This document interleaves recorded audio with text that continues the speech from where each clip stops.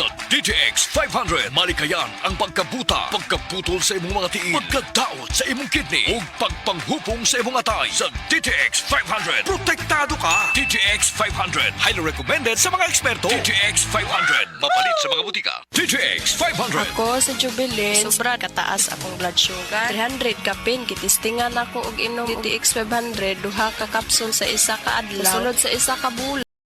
Normal na jud akong blood sugar. 95 na lang. DTX 500, mapalit sa mga butika.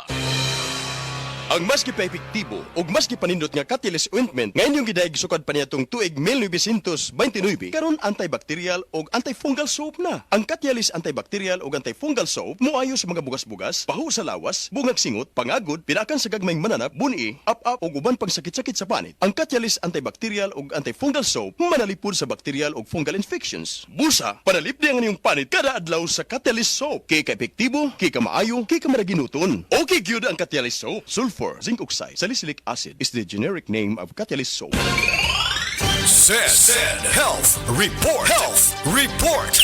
Si Ami Pakara nakasinati o pagpanakit sa tiyan apan may gamit sa said liniment oil na ulian. Kadlaw na magpadala na unta akong ospital. Sakit ko kayo akong tiyan nga grabe ka tuwad na ko sir. Morning mga 2 siguro or 3 AM ko nang haplas. Pagka 6 sa morning wala na jud sakit akong tiyan. Praise God kay naulian jud ko as in tinuod jud siya sir. I am DJ Molly, Ami Duyag Pakara o Radio Wisdak Pagadian. Said Health Report.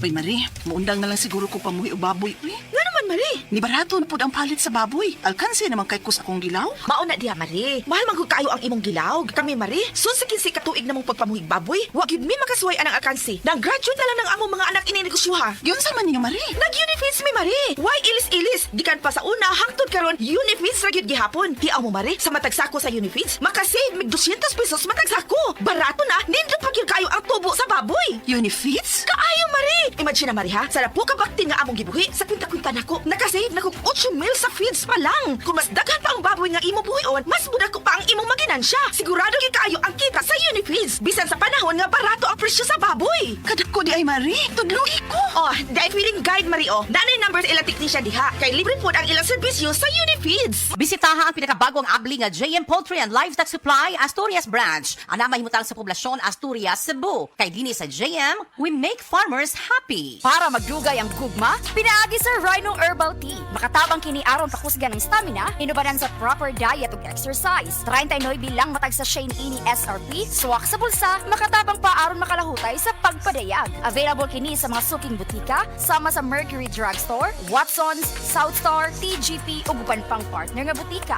Rhino Herbal Tea aron astig permi. Express love naturally gamit ang honeymoon tea. Aduna kini natural nga herbal nga makatabang aron mapagawas ug mapadayag nimo ang imong gugma sa natural nga paagi. Bukaw ni ini ang kainit sa imong pagbati ug sa matag gabi na ay honeymoon permi. Ang honeymoon herbal tea mapalit sa mga suking butika sa kantidad nga 90 pesos per sachet SRP. Makita kini sa Mercury Drugstore, Watson's, Southstar, TGP, Generica ug uban pang butika. Hi! Hello mga kasama!